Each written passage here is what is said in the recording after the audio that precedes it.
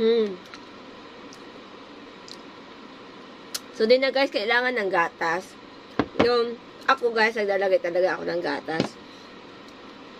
Kasi sabi ng bibi ko, ano daw to, matamis. Kaya, no need na daw ng gatas. So, ayan, natikman ko na. Hmm. Sarap guys. Hmm. Ako guys, matakaw ako sa ano, sa prutas. Pero pag ito, nagbinigay sa akin, aking bibi ko, inakain ko kasi nagagalit yun pag hindi ko kinakain.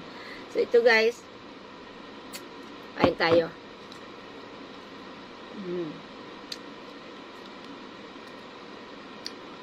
Ang sarap.